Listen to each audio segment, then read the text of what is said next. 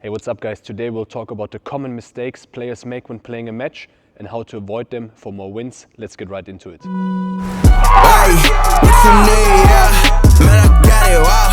What you say, hey, we about it, get the green, why you slacking?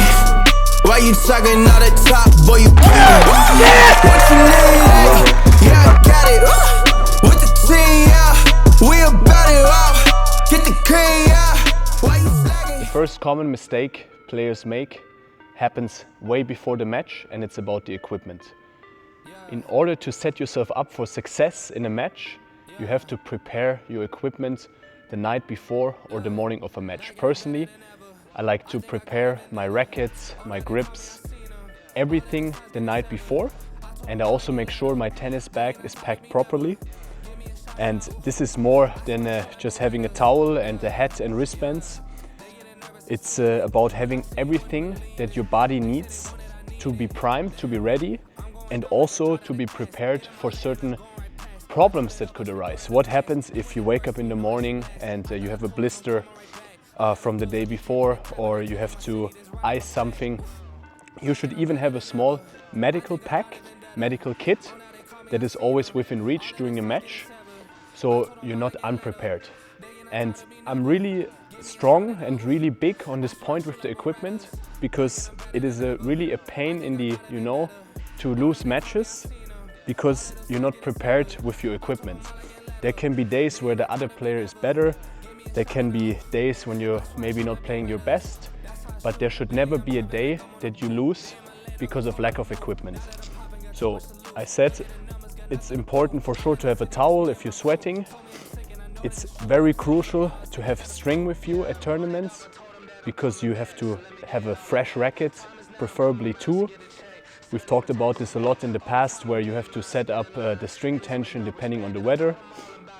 You need to have, for me personally, something like a foam roller to hit your muscle, to work on your muscle tone. And then obviously exercise bands, all these things are crucial. So set yourself up for success. Don't make this first common mistake as a tennis player. Prepare your equipment the night before, the morning, and you will see great results. The second common mistake is still before the match. It's about the coin toss. We really have to leverage the coin toss to set ourselves up for success. And not thinking about the coin toss is really a big common mistake players make. With the coin toss, we can decide who starts serving and which side you're going on. So many factors in play here. If you feel confident today, you're feeling your serve, maybe it's your second match, choose to serve to start the match strong. If you choose to receive, that can be very clever against a strong server, because it's kind of the easiest to break a strong server right in the first game when they're not in their rhythm yet. Another thing to consider, especially when playing outdoors, is how is the wind and how is the sun. So if you have a lot of wind in your back, maybe you want to go on that side, or if it's very sunny, there's some clever tricks where you can start on one side, and then maybe you start with serving and you're feeling good, and then after one game you change sides and your opponent has to serve against the sun. So you're immediately at an advantage, and the closer the margins are between you and the opponent, the more you can leverage it to your side for success. There's also another element. You can defer the toss, and depending on the level of play you're at, that's something that the opponent has never heard. So if you choose to defer, you can really throw off your opponent mentally at the start, which can also give you an edge. So don't make the common mistake of not thinking about the coin toss. Take into consideration how are you feeling that day, who am I playing against, how are the weather conditions, and avoid this common mistake with the coin toss. Now we're in the match. So the third common mistake is going into the match without having a clear game plan. A clear game plan allows you to maximize your own strengths and attack the potential weaknesses and exploit the weaknesses of your opponent. Depending again on your level of play, it is very different of how you can prepare for a match. If you have, like on the ATP Tour, Challenger Tour, a lot of streaming and video footage, we go into the matches, we really know what the other guy is doing, and we basically play against the same guys all over the world week by week. So there are no real secrets. So you can really know, okay, this guy maybe doesn't have this one, has that one. There is an endless kind of how deep you want to go down the so-called rabbit hole of the tendencies. Like some players know, okay, this guy goes there percentage-wise. So this is a bit too much, but nonetheless, it's the right mentality. And on the flip side, even if you don't have any footage of your opponent, it is a crucial mistake to go into a match without a game plan. Because maybe you don't know what they are doing, but you can always control what you are doing. This is all about awareness. What are my strengths? I'm playing on clay, I have a good kick serve that I can use to set up my forehand. Or I don't want to run too much, I'm fatigued, I have to shorten the points, maybe use the drop shot. Endless things, and in my other videos I talk a lot about strategy. And also we have a tactic course tactic masterclass where we're diving into all these different types of strategies.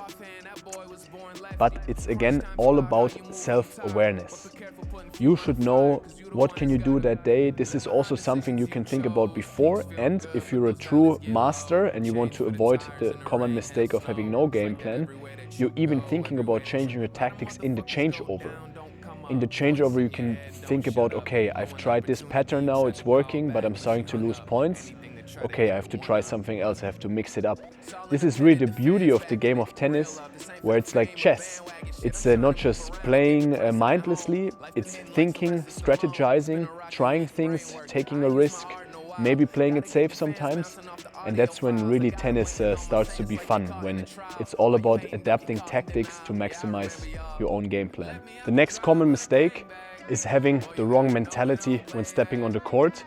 And there are multiple things to consider. The first one, the biggest one, is having negative self-talk.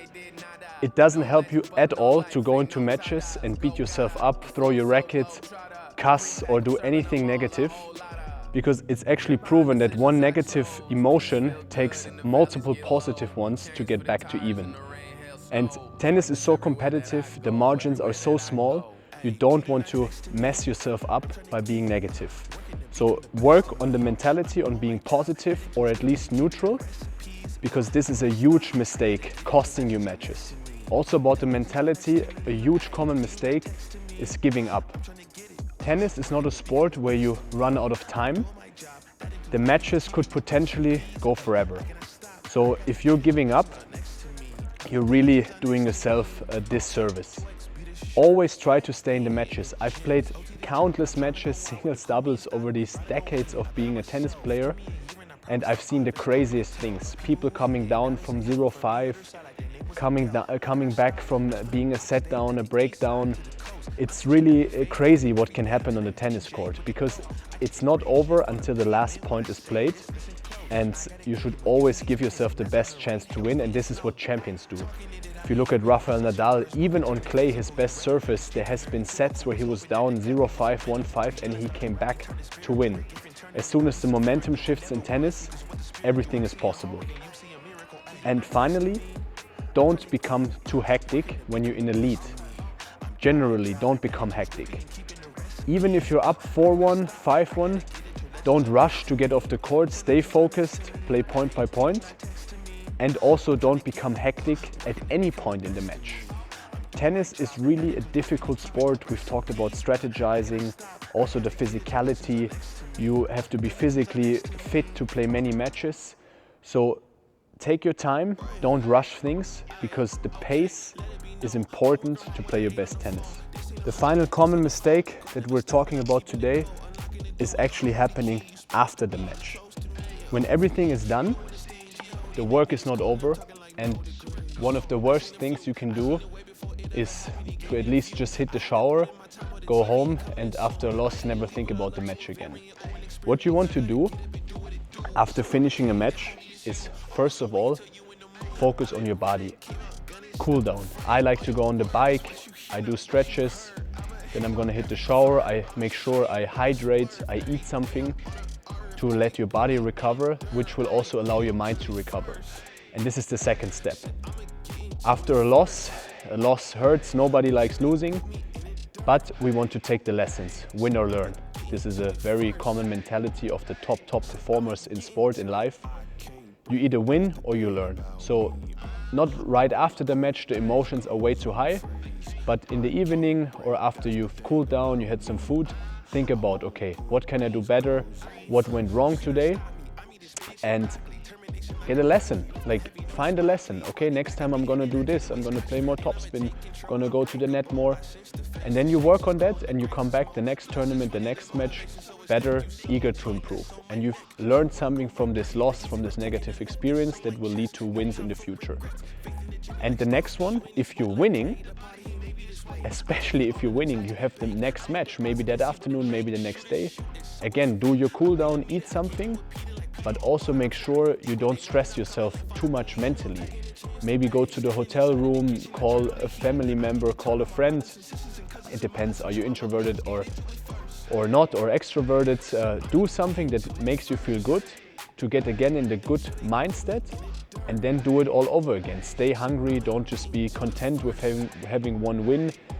This is a common mistake. People win a match and then they're satisfied. No, you have to do the same work again.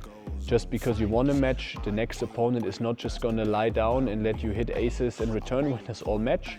Stay in the game and avoid this common mistake of letting loose after win. So we've covered a lot of the common mistakes and how to avoid them, how to do better from all the way before a match, during a match and after the match. These are things that even if you do them right once, they can happen again. So write out your negative tendencies, face yourself with them and try to improve them, but also don't beat yourself up. We're all just humans and tennis is difficult. The heart rate goes up, running, a lot of emotions. Nobody is perfect. You will make certain mistakes again and again, but the more you accept them and try to learn from them, the better you will become over time. And then you will become a master tennis player, avoiding common mistakes. I wish you good luck for the next match. As always, thanks for watching and I'll see you in the next video.